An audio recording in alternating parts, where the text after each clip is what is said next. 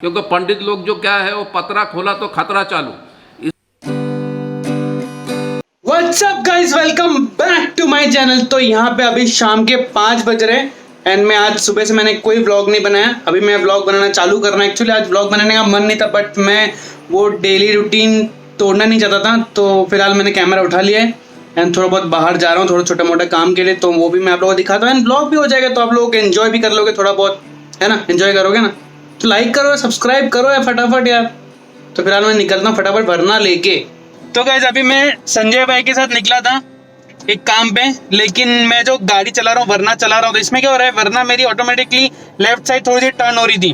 तो हम दोनों ने अभी उतर के देखा तो मेरी लेफ्ट साइड वाले जो टायर है उसमें फिर से हवा कम हो गई है। पता नहीं कैसे हो गई, मैंने टायर को रिपेयर करवाया था बट फिर से हवा कम हो गई है। तो फिलहाल मैं अभी पेट्रोल पंप पे आया हूँ, देख सकते हो आप लोग। एंड पेट्रोल पंप पे भी बहुत लंबी लाइन है हवा भरने के लिए, लिटरली हवा भरने के लिए बहुत लंबी लाइन है। ये देखिए हवा भरने के लिए लंबी लाइन। एंड संजय भाई अभी मेरे साइड पे इलेक्ट्रिक का ऑलमोस्ट सभी काम कंप्लीट करके मेरे पास आए। हम दोनों अभी निकले एक छोटा सा सामान लेने के लिए, कुछ चीजें खरीदने के लिए। एंड संजय भाई ऐसे बोल रहे जब मैं व्लॉग स्टार्ट करता हूँ what's up guys welcome back to my channel, उसमें संजय भाई को बहुत मजा आता है। तो फिलहाल हवा भरते हैं एंड उसके बाद देखते हैं कि हवा फिर से निकलता है कि नहीं, वरना फिर से पंचर ठीक करवाना पड़ेगा। एक्चुअली मैंने ये वाला टायर है ना संजय भाई, मैंने अभी कुछ 1-2 हफ्ते पहले मैंने ठीक करवाया था, पंचर ठीक करवाया था, फिर से पता नहीं क्यों खराब हो गया, मतलब हवा निकल गई। मुझे एक्चुअली लास्ट टाइम जब मैंने वरना चलाया तब भी मैंने चीज फील किया था, वरना ऑटोमेटिकली लेफ्ट साइड थोड़ा टर्न हो रही है, तो मुझे स्टीयरिंग को ज्यादा मतलब टाइटली पकड़ना पड़ रहा है ऐसा राइट साइड के बाजू में। लेकिन आज मैं देखा तो ऑलमोस्ट पूरी हवा निकल चुकी थी, थोड़ी सी हवा बची है बस। तो गाइस यहाँ पे मैंने छोटा मोटा सामान जो भी लेना था मेरे मोनी के लिए तो मैंने ले लिए। एंड साथ के साथ गाइस आज है चंद्र ग्रहण, तो 7:30 तक कुछ है, उसके बाद अपने को दिखेगा आज ब्लडी मून। तो मैं कैमरे के एकदम जूम लेंस से मैं देखूंगा कितना फोकस कर पाता हूँ। अगर मुझे कुछ दिखता है, मैं कुछ कैप्चर कर पाता हूँ तो मैं आप लोगों को ज़रूर दिखाऊंगा। देखते फिलहाल तो घर जाते हैं। एंड संजय भाई के साथ मैं निकला था थोड़ा बहुत कुछ इलेक्ट्रिक का COB एंड ऑल कुछ खरीदना था, लाइट वाइट कुछ खरीदना था मुझे, तो सब कुछ मैंने खरीद लिया है, सब कुछ फिटिंग हो चुका है साइट पे। एंड अभी मैं घर पे जाता हूँ, घर पे जाके देखते हैं छोटा मोटा कुछ भी ब्लॉग बना पाता हूँ, कितना ब्लॉग बना पाता हूँ पता नहीं आज, तो देखते हैं। एंड साथ के साथ गाइस इंडिया में काफ़ी लोग ये बोलते हैं, मानते भी है कि भाई जब तक सूर्य ग्रहण चले या चंद्र ग्रहण चले उस टाइम पे कुछ खाना पीना नहीं है। क्या आप लोगों के घर पे भी ऐसा होता है? कमेंट में ज़रूर बताइए। कुछ पुराने रीति रिवाज है जो कि मानना पड़ेगा। तो फिलहाल घर पे जाता हूँ, मोनी को ऐसा सामान देता हूँ। तो गाइस यहाँ पे मैं घर पे आ चुका हूँ। मेरे लिफ्ट की यहाँ पे यार ये कचरा साफ ही नहीं होता है यार। मैनेजमेंट में से कोई भी देख रहे हो, सोसाइटी में से कोई भी कुछ भी देख रहे हो तो यार कुछ से एक्शन उठाओ, ज़रूरी है अब एक्शन उठाना, क्योंकि ऐसे ही पैंडेमिक चल रहा है और इतना कचरा। जो भी अपने इंटीरियर का काम करवा रहे हैं खुद अपना कचरा साफ करवाओ, लिटरली अब बहुत हद पार हो रहा है। तो गाइस अभी मेरे पापा यहाँ पे शेयर करने वाले हैं कि ये जो चंद्र ग्रहण होता है ये किस लिए होता है, क्यों होता है, एंड उस टाइम पे हमें क्यों खाना नहीं खाना चाहिए, है ना। हाँ। क्यों खाना नहीं खाना चाहिए ये पापा एक्सप्लेन करेंगे, तो बोलिए। देखिए मैं ज्योतिष शास्त्र के हिसाब से नहीं बोल रहा हूँ, मैं शिव पुराण का हिसाब से बोल रहा हूँ।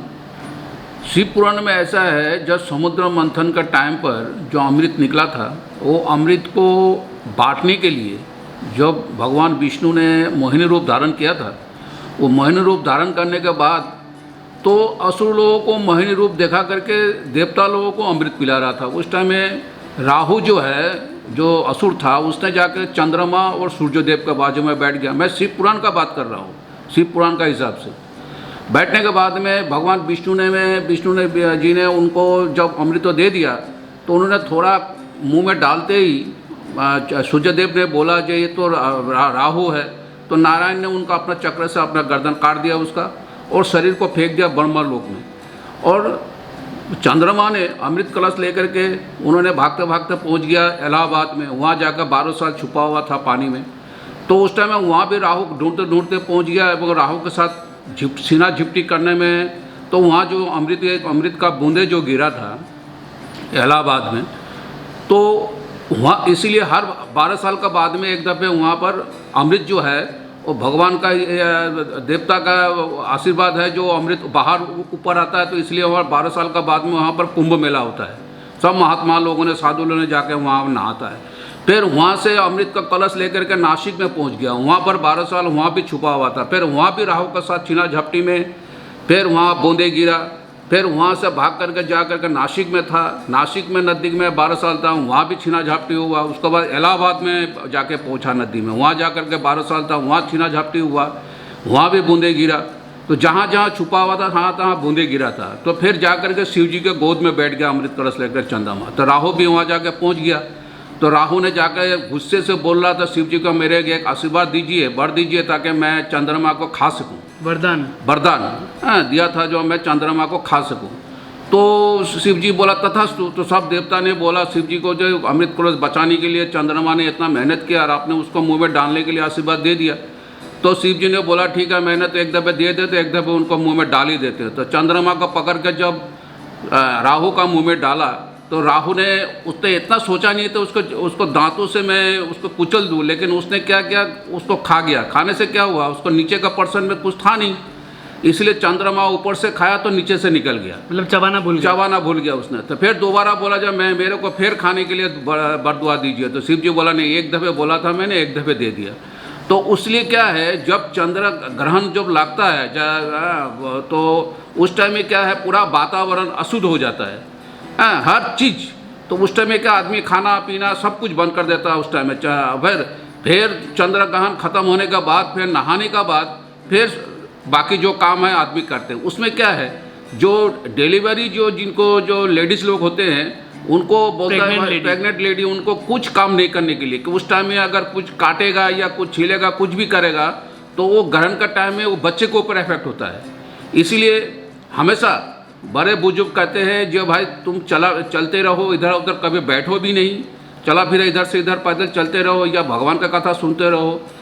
तो चंद्र ग्रहण का महिमा है, यही है। और दूसरा बात है कि जहाँ जहाँ उन्होंने छुपा था, इलाहाबाद, नासिक, उज्जैन और हरिद्वार, जहाँ जहाँ उनको छीना झपटने में जहाँ बूंदे गिरा था, तो हर 12 साल में तो एक दफ़े इलाहाबाद में होता है कुंभ मेला, और नासिक, उज्जैन और आपका हरिद्वार में हर 6 साल का बाद वहाँ कुंभ मेला होता है।